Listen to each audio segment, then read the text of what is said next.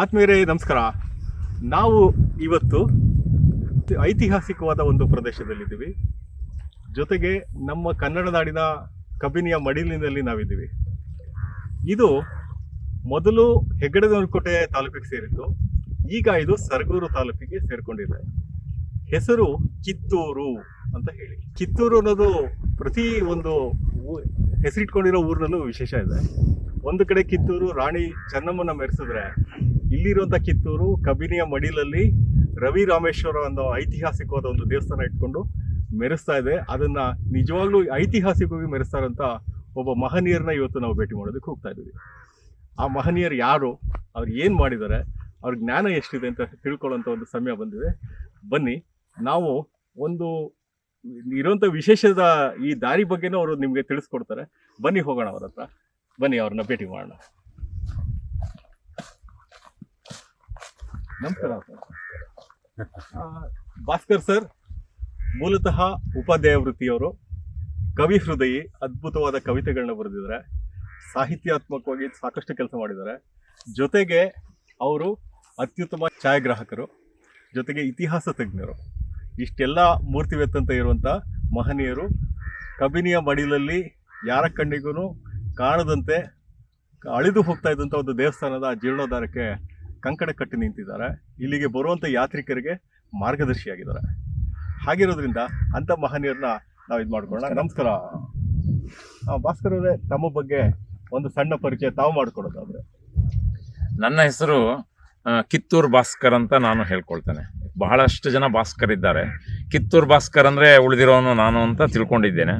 ನನ್ನ ಹೆಸರಿನ ಮುಂದೆ ನಾನು ಗುರುತಿಸ್ಕೊಳ್ಳೋದು ಕೃಷಿಕ, ಅರ್ಚಕ, ಗಾಯಕ, ಛಾಯಾಗ್ರಾಹಕ, ಶಿಕ್ಷಕ, ಲೇಖಕ, ನಿರೂಪಕ, ಚಿಂತಕ, ಹೀಗೆ ಎಲ್ಲವನ್ನು ನಾನು ನನ್ನ ಮನಸ್ಸಿನಲ್ಲಿ ನೆಲೆಗೊಳಿಸ್ಕೊಂಡಿದ್ದೇನೆ. ಇದು ಬಹಳ ಪುರಾತನವಾದಂಥ ಜಾಗಕ್ಕೆ ಬಂದಿದ್ದೇವೆ. ಇದು ಒಂದು ಅಣೆಕಟ್ಟೆ ಕಟ್ಟಿದ್ರೆ ಏನೆಲ್ಲ ಆಗುತ್ತೆ ಅನ್ನೋದಕ್ಕೆ ಒಂದು ಉದಾಹರಣೆ ಅಂತ ಹೇಳ್ಬೋದು. ನಾವು 33 ಹಳ್ಳಿಗಳು ನೀರಿನಲ್ಲಿ ಮುಳುಗಿದರೂ ಸಹ ರವಿರಾಮೇಶ್ವರ ದೇವಾಲಯಕ್ಕೆ ನೀರು ಬರದೇ ಇದ್ದ ಕಾರಣ ಪೂಜೆಗಳೆಲ್ಲ ಸ್ಥಗಿತಗೊಂಡು ಆ ದೇವಾಲಯ ಮರ ಗಿಡಗಳಿಂದ ಕೂಡಿ ಕಾಡು ಪ್ರಾಣಿಗಳ ಆವಾಸ ಸ್ಥಾನವಾಗಿ ಬಹಳ ಶಿಥಿಲವಾದಂತಹ ದೇವಾಲಯವನ್ನು ಕಿತ್ತೂರು ಬಳಗದವರು 2002 ಆಗಸ್ಟ್ 4-5ರಲ್ಲಿ ನನ್ನ ವಶಕ್ಕೆ ಜೀರ್ಣೋದ್ಧಾರ ಮಾಡಿ ಪೂಜೆಗೆ ಅವಕಾಶ ಮಾಡಿಕೊಟ್ಟಿದ್ದಾರೆ. ಅಂತಹ ಅದ್ಭುತವಾದ ಬೃಹದಾಕಾರವಾದ ಶಿವಲಿಂಗ ಇರುವ ಈ ದೇವಾಲಯ ರವಿ ರಾಮೇಶ್ವರ ಕ್ಷೇತ್ರ ಎಂಬ ನಾಮಾಂಕಿತದಲ್ಲಿ ಶ್ರೀರಾಮ ಬಂದು ಹೋದ ಸ್ಥಳ ಎಂದು ಪುರಾಣ ಕಥೆ ಹೇಳಿದರೆ, ಇತಿಹಾಸದ ಶಾಸನಗಳ ಸಾಲಿನಲ್ಲಿ 1500 ಅಂತ ಹೇಳಿದ್ರೆ ಪುರಾಣದಲ್ಲಿ 2500, 3000 ವರ್ಷಗಳ ಶಿಲೆಗಳನ್ನು ಬಳಸಿದ್ದಾರೆ ಅಂತೆಲ್ಲ ಈಗಲೂ ಸಂಶೋಧನೆ ನಡೆಯುವ ನಿಟ್ಟಿನಲ್ಲಿದೆ. ಆದರೆ ಈ ದೇವಸ್ಥಾನ ಸತತವಾಗಿ ನಾನು 2002 ಆಗಸ್ಟ್ 4-5ರಿಂದ ಹಳ್ಳಿಯನ್ನು ಬಿಟ್ಟು ಹೋಗದೆ ಇದೇ ಗ್ರಾಮ, ಪುನರ್ವಸತಿ ಗ್ರಾಮ ತೆರಣಿ ಮುಂಟಿ ಎಂಬ ಗ್ರಾಮದಲ್ಲೇ ಇದ್ದು ಕೃಷಿ ಜೊತೆಗೆ ಈ ದೇವಾಲಯದ ಪೂಜಾ ಕೈಂಕರ್ಯವನ್ನು ಮಾಡುತ್ತೇನೆ. ಒಳಗಡೆ ಇರುವ ಆ ರವಿ ರಾಮೇಶ್ವರ ಸ್ವಾಮಿ ಕೈ ಬೀಸಿ ಕರೆಯುತ್ತಾ ಇದ್ದಾರೆ ವಿದೇಶಿಯರನ್ನು, ಅಂತರ ರಾಜ್ಯದವರನ್ನು, ಹಾಗೂ ಇತಿಹಾಸ ತಿಳಿದುಕೊಳ್ಳೋ ಕುತೂಹಲವಿರುವ ಜನರನ್ನು, ಭಕ್ತಾದಿಗಳನ್ನು. ಹಾಗಾಗಿ ಕಪಿಲಾ ನದಿ ಹರಿಯುತ್ತಿದ್ದ ನದಿ ಹಿನ್ನೀರಾಗಿ ಮಾರ್ಪಾಡಾಗಿದೆ. ಇದು ಬ್ಯಾಕ್ ವಾಟರ್ ಅಂತ ಕರೀತಾರೆ.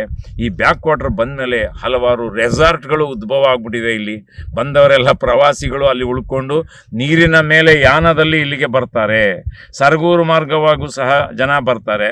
ಹಾಗೂ ಬೀಚನಹಳ್ಳಿ ಎಂಬ ಗ್ರಾಮ ಇದೆ, ಹ್ಯಾಂಡ್ ಪೋಸ್ಟ್ ಅಂತ ಇದೆ, ಅಲ್ಲಿಂದ ಬಂದು ಇಲ್ಲಿಗೆ ದೇವಾಲಯಕ್ಕೆ ಬಂದು ಹೋಗ್ತಾರೆ. 2 ಕಿಲೋಮೀಟರ್ ರಸ್ತೆ ಬಹಳ ಅಪಾಯದಲ್ಲಿದೆ. ಅಪಾಯ ಅಂದರೆ ಎರೆಮಣ್ಣು, ಕಪ್ಪು ಮಣ್ಣಿನಿಂದ ಕೂಡಿದೆ. ಇತಿಹಾಸವಿರುವ ಈ ಜಾಗಕ್ಕೆ ಸರ್ಕಾರ ರಸ್ತೆ ಮಾಡಿಲ್ಲ. ಅದನ್ನು ಕಳಕಳಿಯಿಂದ ನಾವು ಕೇಳ್ಕೊಳ್ತಾ ಇದ್ದೇವೆ. ದಯಮಾಡಿ ಅದೊಂದು ರಸ್ತೆ ಚೆನ್ನಾಗಾದರೆ. ಇಲ್ಲಿ 80 ಎಕರೆ ಸಾಮಾಜಿಕ ಅರಣ್ಯವನ್ನು ಬೆಳೆಸಿದ್ದಾರೆ. ಯಾಕೆಂದರೆ 80 ಎಕರೆ ಪ್ರದೇಶ ನೀರಿನಲ್ಲಿ ಮುಳುಗಲೇ ಇಲ್ಲ. ಹಾಗೆ ಸಾಮಾಜಿಕ ಅರಣ್ಯ ಅವರು ಇಲ್ಲಿ ಮತ್ತೆ ಪ್ಲಾಂಟೇಶನ್ ಎಲ್ಲ ಮಾಡಿ ಈ ಅರಣ್ಯ ಬೆಳೆಸಿದ್ದಾರೆ. ಇಲ್ಲಿ ಚಿರತೆಗಳು, ಹಂದಿಗಳು, ಹುಲಿ ಬಂದು ಹೋಗುತ್ತೆ, ಪ್ರಾಣಿಗಳೆಲ್ಲ ಆವಾಸ ಸ್ಥಾನದಲ್ಲಿದೆ. ಇಂಥ ಜಾಗದಲ್ಲಿ ನಮಗೆ ಆ ಪ್ರಾಣಿಗಳ ಸ್ನೇಹ ಆಗ್ಬಿಟ್ಟಿದೆ. ಯಾಕೆಂದ್ರೆ ದಿನಂಪ್ರತಿ ಸರ್ವ ಜೀವಿನೋ ಸುಖಿನೋ ಭವಂತು ಸಮಸ್ತ ಸನ್ಮಂಗಳಾನಿ ಭವಂತು ಅಂತ ಆ ಪೂರ್ವದ ಶ್ಲೋಕವನ್ನ ನಾನು ಬದಲಾಯಿಸ್ಬಿಟ್ಟಿದ್ದೇನೆ.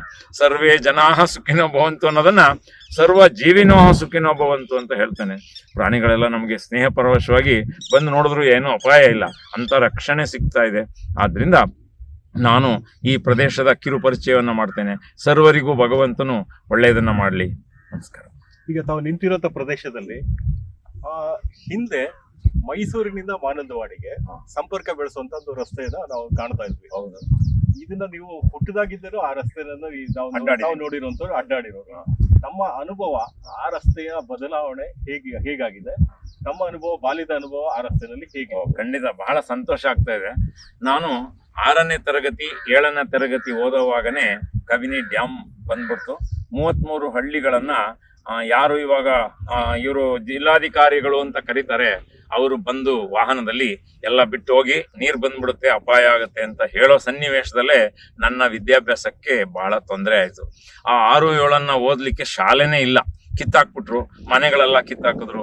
80 ಎಕರೆ ಜಾಗ ಬೇರೆ ಬೇರೆ ಅರಣ್ಯನೆಲ್ಲ ಮಾಡಿ ಪುನರ್ವಸತಿ ಗ್ರಾಮಗಳನ್ನ ಮಾಡಿ 8-10 ಗ್ರಾಮಗಳನ್ನ ಮಾಡಿ ಅಲ್ಲಿಗೆ ಹೋದಾಗ, ಅದಕ್ಕೆ ಮುಂಚೆ ನಾನು ಈ ಕಿತ್ತೂರು ಮುಖ್ಯ ರಸ್ತೆಯಲ್ಲಿ ನಮ್ಮ ಜಮೀನ್ ಮಾಡೋರ ಹೆಗಲ ಮೇಲೆ ಕೂತು, ನಮ್ಮ ತಂದೆಯವರ ಹೆಗಲ ಮೇಲೆ ಕೂಳ್ತು ನದಿ ದಾಟ್ಕೊಂಡು ಹೋದ್ರೆ ಅಲ್ಲಿ ಭೀಮನ್ಕೊಲ್ಲಿ, ಮಗ್ಗೆ, ಮಳಲಿಗೆ, ಮಾನಂದವಾಡಿ, ಕೇರಳ ಗಡಿ ಭಾಗಕ್ಕೆಲ್ಲ ಹೋಗ್ತಾ ಇದ್ವಿ. ಪ್ರವಾಹ ಬಂದಾಗ ತೆಪ್ಪದಲ್ಲಿ ಪ್ರಯಾಣ ಮಾಡ್ತಾ ಇದ್ವಿ. ಬೇರೆ ಟೈಮಲ್ಲಿ ನೀರನ್ನ, ನದಿಯನ್ನ ಬಟ್ಟೆ ಮೇಲೆ ಕೆತ್ಕೊಂಡು ಆಯ್ಕೊಂಡೇ ಹೋಗ್ತಾ ಇದ್ವಿ. ಅಂತ ಸುಂದರವಾದ ರಸ್ತೆಗಳು ಇವತ್ತಿಲ್ಲ. ಆವತ್ತು ಯಾರು ಡಾಂಬರನ್ನ ಕಂಡವರಲ್ಲ, ಸೀಮೆ ಎಣ್ಣೆ ಬುಡ್ಡಿಯಲ್ಲಿ ಓದಿದವರು ನಾವು. ವಿದ್ಯುತ್ತನ್ನೇ ನೋಡಿಲ್ಲ, ವಾಹನಗಳನ್ನು ನೋಡಿಲ್ಲ. 1962ರಲ್ಲಿ ಹುಟ್ಟಿ ನಾನು ಇಲ್ಲೇ ಬೆಳೆದವನು. ಈಗ ಹೊಸದಾಗಿ ನಾವು ಪುನರ್ವಸತಿ ಗ್ರಾಮದಲ್ಲಿ ವಾಸ ಇದ್ದೇವೆ. ಈ ರಸ್ತೆ 24 ಗಂಟೆನೂ ಜನ ಸಂಚಾರ ಇದ್ದಂಥ ರಸ್ತೆ. ದೇವಾಲಯದ ಮುಂಭಾಗದಲ್ಲಿ ಈಗ ಹೇಗೆ ಲ್ಯಾಂಡ್ ಪೋಸ್ಟ್ ಅಂದ್ರೆ 4 ರಸ್ತೆಗಳು ಬಂದ ಜಾಗ ಇದೆಯೋ, ಆಗ ಅವತ್ತೇ ಈ ದೇವಾಲಯದ ಬಳಿ 4 ರಸ್ತೆಗಳು ಸೇರ್ತಾ ಇತ್ತು. ಒಂದು ಬೀಚನಹಳ್ಳಿ ಕಡೆಗೆ ಹೋಗ್ತಾ ಇತ್ತು, ಇನ್ನೊಂದು ಸರಗೂರು ಕಡೆಗೆ, ಇನ್ನೊಂದು ಎನ್ ಬೇಗೂರು ಅರಣ್ಯಕ್ಕೆ ಹೋಗ್ತಾ ಇತ್ತು, ಈ ಕಡೆಗೆ ಕೇರಳಕ್ಕೆ ಹೋಗ್ತಾ ಇತ್ತು.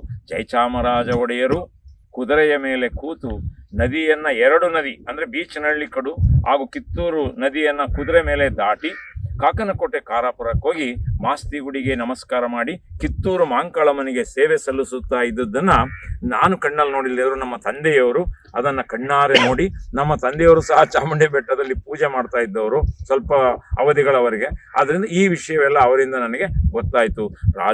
ರಾಜರುಗಳೆಲ್ಲ ಹೋಗಿ ಅವರ ಅಧಿಕಾರವನ್ನೆಲ್ಲ ಸರ್ಕಾರ ಕೇಂದ್ರೀಕರಿಸಿ ಪ್ರಜಾಪ್ರಭುತ್ವದ ಹಿನ್ನೆಲೆಯಲ್ಲಿ ಶಾನ್ಭೋಗ್ರು ಪಟೇಲ್ರನ್ನೆಲ್ಲ ವಜಾ ಮಾಡಿ, ತಹಶೀಲ್ದಾರರು, ರೆವಿನ್ಯೂ ಇನ್ಸ್ಪೆಕ್ಟ್ರು, ಗ್ರಾಮ ಲೆಕ್ಕಿಗರು ಹೀಗೆಲ್ಲ ಮಾಡಿ ಅಧಿಕಾರ ಚೇಂಜ್ ಆದಾಗ ಈ ದೇವಾಲಯವು ಸಹ ಎಂಡೋಮೆಂಟ್ ಆಫೀಸ್ ಮುಜರಾಯಿಗೆ ಸೇರ್ಕೊಳ್ಳುತ್ತೆ.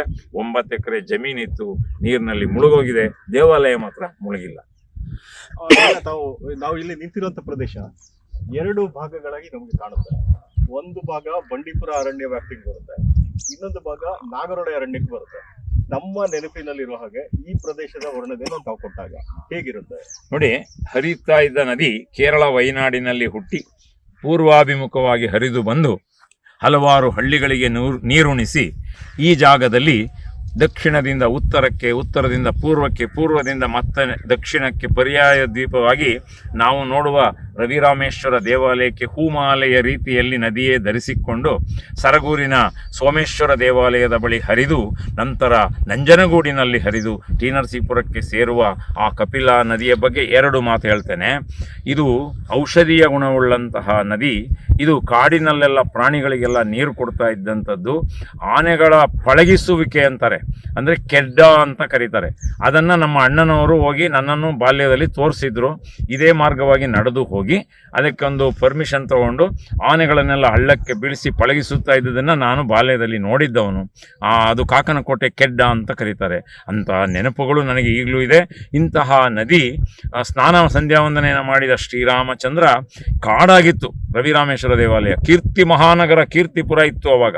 ಅಂಥ ನಗರ ಇದ್ದು ಈ ದೇವಾಲಯ ಕಾಡಿನಲ್ಲಿದ್ದ ದೇವಾಲಯಕ್ಕೆ ರಾಮ ಬಂದು ಶ್ರೀರಾಮ ಪೂಜೆ ಮಾಡಿದರು ಎಂಬ ಇತಿಹಾಸ ಇದೆ. ನಂತರ ಅಭಿವೃದ್ಧಿ ಪಥದಲ್ಲಿ ಪಕ್ಕದಲ್ಲಿದ್ದ ಕೀರ್ತಿ ಮಹಾನಗರ ಪ್ರವಾಹಕ್ಕೆ ಸಿಕ್ಕಿ ಹಾನಿಯಾಗುತ್ತಿದ್ದ ಕಾರಣ ಕಿತ್ತು ತಂದು ಈ ದೇವಾಲಯದ ಸುತ್ತ ಕದಂಬರು, ಪಲ್ಲವರು, ಚೋಳರು ಆದ ಮೇಲೆ ವಜ್ರ ವೈಡೂರ್ಯಗಳಿಂದ ಕಂಗೊಳಿಸುತ್ತಿದ್ದ ರವಿರಾಮೇಶ್ವರ ದೇವಾಲಯವನ್ನು ಕಳ್ಳಕಾಕರರಿಂದ ರಕ್ಷಿಸಲು ಮತ್ತೆ ಗ್ರಾಮವನ್ನು ಕಟ್ತಾರಂತೆ. ಅದು ಕಿತ್ತೂರು, ಕಿತ್ತು ಕಟ್ಟಿದ ಊರು. ಈ ಪ್ರದೇಶ ಕಾಡಿನಲ್ಲೆಲ್ಲ ನಾವು ಅಡ್ಡಾಡಿದ್ದೇವೆ. ಬಂಡೀಪುರ ಅರಣ್ಯ ಈಗ ಅದನ್ನು ಸಹ ರಾಜೀವ್ ಗಾಂಧಿ ಅಂತ ಹೆಸರಿಟ್ಟಿದ್ದಾರೆ, ಆದರೆ ಅಭಯಾರಣ್ಯ ಅಂತ ಹೇಳ್ಬೋದು ಆ ಕಾಡು. ಜೊತೆಗೆ ಹೀಗೆ ಬಂದಾಗ ಕಾಕನಕೋಟೆ, ಕಾರಾಪುರ, ನಾಗರಹೊಳೆ ಎಲ್ಲವನ್ನು ಜಂಕ್ಷನ್ ಎಲ್ಲವನ್ನು ಸೇರಿಕೊಳ್ಳುತ್ತೆ. ಹೀಗೆ ಏನಾಯಿತು, ನಾವು ಬಾಂಧವ್ಯದಲ್ಲಿ ಸೇತುವೆಗಳಾಗಿರಬೇಕು ಜೀವನದಲ್ಲಿ, ಅಂದರೆ ಒಬ್ಬರಿಗೊಬ್ಬರಿಗೆ ಸಂಪರ್ಕ ಇರಬೇಕು.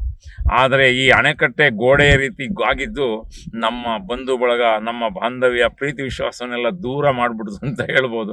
ಯಾಕೆಂದರೆ ಆ ಕಡೆ ಜನ ಆ ಕಡೆ ಆಗ್ಬಿಟ್ರು, ಈ ಕಡೆ ಜನ ಈ ಕಡೆ ಆಗ್ಬಿಟ್ಟು ಅಲ್ಲಲ್ಲಿ 8-10 ಊರು, ಇಲ್ಲೊಂದು 8-10 ಊರು ಪುನರ್ವಸತಿ ಗ್ರಾಮ ಆಗಿ ಸಂಬಂಧಗಳನ್ನು ಬೆಳೆಸಲಿಕ್ಕೂ ಭಾಳ ಕಷ್ಟ ಆಗೋಯ್ತು. ಆದರೆ ನಾನು ನನ್ನ ಆಸೆ ಒಂದು ನೌಕಾಯಾನ ಮಾಡಿ ಎಲ್ಲರೂ ನೌಕೆಯಲ್ಲಿ ಈ ಬ್ಯಾಕ್ ವಾಟರ್ ಮಾನಸ ಸರೋವರದಂತಿದೆ, ಇಲ್ಲಿಂದ ಪ್ರಯಾಣ ಮಾಡಿ ಹೋದರೆ ಎಲ್ಲವೂ ಚೆನ್ನಾಗಿರುತ್ತೆ ಅಂತ ನನ್ನ ಒಂದು ವಿಷನ್, ನನ್ನ ಒಂದು ಕನಸಿದೆ. ನೋಡೋಣ, ಅದು ನಮ್ಮ ಕನಸು ಸಾಧ್ಯ ಆದಷ್ಟು ಸಾಕಾರಗೊಳ್ಳಿ. ನಮಗೆ ಈ ಕಡೆ ಹಿಂದೆ ತಮ್ಮ ಹಿಂಭಾಗದಲ್ಲಿ ಕೆಲವು ಬೆಟ್ಟಗಳು ಕಾಣಿಸ್ತಾ ಇದೆ, ಮುಂದೆ ನಮಗೆ ಕೆಲವೊಂದು ಬಯಲು ಪ್ರದೇಶ ಕಾಣಿಸ್ತದೆ. ಈ ಬೆಟ್ಟದ ಪ್ರದೇಶಗಳು ಬಂಡೀಪುರ ಅರಣ್ಯಕ್ಕೆ ಸೇರಿದ್ದು ಅಂತ ಹೇಳ್ತಾರೆ. ಹೌದು, ಅದಕ್ಕೆ ಸೇರಿದ್ದು ನಿಜ. ಸೊ ಅದನ್ನ ದಾಟಿ ಕಬಿನಿ ನದಿಯಿಂದ ಈ ಕಡೆ ಬಂದ್ರೆ ಅದು ನಾಗರಹೊಳೆ ಇದಕ್ಕೆ ಬರುತ್ತೆ. ಹೌದು, ಇದು ಸಂಪರ್ಕವಾಗಿ ಕಬಿನಿ ನದಿ ಎರಡರ ಮಧ್ಯದಲ್ಲಿ ಹರಿದಿದೆ.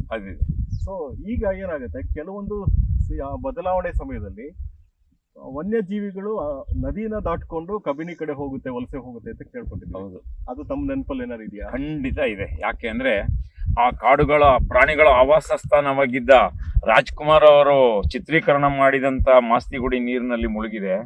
ಅಲ್ಲಿದ್ದ ಪ್ರಾಣಿಗಳೆಲ್ಲ ಮೇಲಕ್ಕೆ ಬಂದು ನಾವು ಹೇಗೆ ಬಂದುವ ಹಾಗೆ ಅವ್ರಿಗೆ ಯಾರು ಮನೆ ಕಟ್ಕೊಳ್ಲಿಕ್ಕೆ ಸಾಧ್ಯ ಇಲ್ಲ. ನಾವೆಲ್ಲ ನಮ್ಮ ಮನೆಗಳು, ತೋಟ ಮಾಡಿಕೊಂಡು ನಾವು ಜೀವನ ಮಾಡ್ತಾ ಇದ್ದೀವಿ. 50 ವರ್ಷ ಆಗಿದೆ ನಮ್ಮ ಈ ಘಟನೆ. ಆದರೆ ಪ್ರಾಣಿಗಳು ಹಳೆಯ ನೆನಪುಗಳಿಂದ ಅವರು ವಾಸವಿದ್ದ ಕಾಡನ್ನೆಲ್ಲ ಕಡಿದು ಮತ್ತೆ ಪುನರ್ವಸತಿ ಗ್ರಾಮಗಳೆಲ್ಲ ಮಾಡಿದ್ದಾರೆ. ಎಣಿಕೆ ಹೆಂಗೆ ಅಂದರೆ ನೋಡಿ, ತರಣೆಮಂಟಿಯಿಂದ ಮುಂದೆ ಹೋದರೆ ಉಯ್ಯಂಬಳ್ಳಿ, ಹೊಸಬಿದರಹಳ್ಳಿ, ಬಸಾಪುರ, ನಂದಿನಾಥಪುರ, ಕೆಂಚನಹಳ್ಳಿ ಮತ್ತು ಎನ್ ಬೇಗೂರು ಇವೆಲ್ಲವೂ ಪುನರ್ವಸತಿ ಗ್ರಾಮ ಆಗಿದೆ. ಆ ಕಡೆಗೆ ಹೋದರೆ ಅಂತರ್ಸಂತೆಯಿಂದ ಮುಂದಕ್ಕೆ ಹೊಸ ಸೋಗಳ್ಳಿ, ಹೊಸಳ್ಳಿ ಇವೆಲ್ಲ ಮತ್ತು ಎನ್ ಬೆಳ್ತೂರು, ಮಗ್ಗೆ, ಹೊಸ ಗ್ರಾಮ ಎಲ್ಲವೂ ಹೊಸ ಗ್ರಾಮ ಆಗಿದೆ. ಇದರಿಂದ ಏನಾಯಿತು, ತಾವು ಹೇಳೋ ಹಾಗೆ ಪ್ರಾಣಿಗಳಿಗೆ ತುಂಬ ಅಡಚಣೆಗಳಾಯಿತು. ಆದರೂ ಉಳಿದಿರುವ ಕಾಡಿನಲ್ಲಿ ವಾಸವಿದ್ದು ನೀರಿಗಾಗಿ ಆಗಾಗ ಹಾಹಾಕಾರ ಪಡುವಂಥದ್ದಾಗಿದೆ. ಕಬಿನಿ ತುಂಬಿದಾಗ ಸಂಪೂರ್ಣವಾಗಿ ನೀರು ಕುಡಿಯುತ್ತವೆ. ನೀರು ಜಲಾಶಯದಲ್ಲಿ ಬತ್ತಿ ಹೋದಾಗ ಅವುಗಳ ಜೀವವೂ ಸಹ ಬತ್ತಿ ಹೋಗೋ ಪರಿಸ್ಥಿತಿ ಆಗಿದೆ. ನಮ್ಮ ಕನ್ನಡ ನಾಡಿನಲ್ಲಿ ಹಲವಾರು ಜೀವ ನದಿಗಳು ಹರಿತವೆ. ಅದರಲ್ಲಿ ಈ ಕಪಿಲಾ ನದಿ ಸಹಿತ ಒಂದು. ಯಾಕೆಂದರೆ ಇದು ಕೇರಳದಲ್ಲಿ ಹುಟ್ಟಿದ್ರು ಸಹಿತ ಕಾಡುಗಳನ್ನ ಬೆಳೆಸ್ಕೊಂಡು ಔಷಧಿಯುಕ್ತವಾದ ನೀರಿನಿಂದ ತೀರ್ಥವಾಗಿ ಇಲ್ಲಿ ಬಂದು ಹರಿತಾ ಇದೆ. ಈ ಒಂದು ಕಪಿಲಾ ನದಿಯ ಬಗ್ಗೆ ತಮ್ಮ ಜ್ಞಾನವನ್ನು ನಮಗೆ ದಾರಿ ಎರಿಬೇಕಾಗಿ ನಾನು ಕೋರ್ತಾ ಇದ್ದೀನಿ. ಖಂಡಿತ. ನಾನು 6-7 ಬೀಚ್ನಹಳ್ಳಿಯಲ್ಲಿ ಓದಿ ನಂತರ ಬೆಂಗಳೂರಿಗೆ ವಿದ್ಯಾಭ್ಯಾಸ ಕೊಟ್ಟೋದೆ. ಆದರೆ ಮತ್ತೆ ಮಾತಾಪಿತೃಗಳನ್ನು ನೋಡಲಿಕ್ಕೆ ಹಳ್ಳಿಗೆ ಬಂದೆ. ಆಗ ನೋಡಿ, ಕಿತ್ತೂರು ಬಳಗ ಬಹಳ ಸಂಶೋಧನೆಗಳನ್ನು ಮಾಡಿದೆ. ಕಿತ್ತೂರು ಬಳಗ ಕಪಿಲಾ ನದಿಯ ಬಗ್ಗೆ ರಿಸರ್ಚ್ ಮಾಡಿದ್ದಾರೆ. ಕಪಿಲ ಮಹರ್ಷಿಯ ತೀರ್ಥವೆಂದು ಕರೆಯಲ್ಪಡುವ ಕಪಿಲಾ ನದಿ ಕೇರಳ ವಯನಾಡಿನಲ್ಲಿ ಹುಟ್ಟಿ ಕಾವೇರಿ ನದಿಗೆ ದೊಡ್ಡ ಉಪನದಿಯಾಗಿ ಹರಿದು ಬಂದು ಇಲ್ಲೆಲ್ಲ ನೀರುಣಿಸಿ ಕಪಿಲಾ ಜಲಾಶಯವನ್ನು ದಾಟಿ ತಿರುಮಕೂಡಿಲಿನಲ್ಲಿ ತನ್ನ ಹೆಸರನ್ನು ಬದಲಾಯಿಸೋದು ಅಂದರೆ ಕಾವೇರಿ ಜೊತೆ ಸೇರ್ಕೊಂಡ್ಬಿಡುತ್ತೆ, ತ್ರಿವೇಣಿ ಸಂಗಮ ಆಗುತ್ತೆ. ಇಂತಹ ಕಪಿಲ ಮಹರ್ಷಿಯ ತೀರ್ಥವನ್ನು ಜಲಾಶಯ ಕಟ್ಟುವಾಗ ಕಬಿನಿ ರಿವರ್ ಎಂದು ಕರೆದಿದ್ದಾರೆ. ಇಂತಹ ನದಿ ಏನೆಲ್ಲ ಮಾಡ್ತಾ ಇದೆ ಅಂದರೆ ಬಲದಂಡೆ ನಾಲೆ, ಮಲೆ ಮಹದೇಶ್ವರ ಬೆಟ್ಟದವರೆಗೂ ಇರಿಗೇಷನ್ ಪರ್ಪಸ್ ಅಂದರೆ ವ್ಯವಸಾಯಕ್ಕಾಗಿ ನೀರು ಕೊಡ್ತಾ ಇದೆ. ಇನ್ನೊಂದು ಎಡದಂಡೆ ನಾಲೆ ಅಂತಿದೆ, ಅದು ಸಹ ವ್ಯವಸಾಯಕ್ಕಾಗಿ. ಮಟಕೆರೆ ಅಂತ ಇದೆ, ಹೈರಿಗೆ ಮಟಕೆರೆ ಅಂತ ಇದೆ, ಅಲ್ಲಿ ರಾಮಲಿಂಗೇಶ್ವರ ಕ್ಷೇತ್ರ ಇದೆ, ಅಲ್ಲಿಯವರೆಗೂ ಹರಿದು ವ್ಯವಸಾಯಕ್ಕೆ ಅನುಕೂಲ ಮಾಡ್ತಾ ಇದೆ. ಇಷ್ಟೇ ಅಲ್ಲ, ಈ ನದಿಯ ಪ್ರಭಾವ ಎಷ್ಟಿದೆ ಅಂದರೆ ಬೆಂಗಳೂರು ಮಹಾನಗರ, ಮೈಸೂರು ಮಹಾನಗರ, ಸರಗೂರು, HD ಕೋಟೆಗೆಲ್ಲ ಹಳ್ಳಿಗಳಿಗೆಲ್ಲ ಕುಡಿಯುವ ನೀರನ್ನು ಕೊಡ್ತಾ ಇದ್ದಾಳೆ ಕಪಿಲೆ.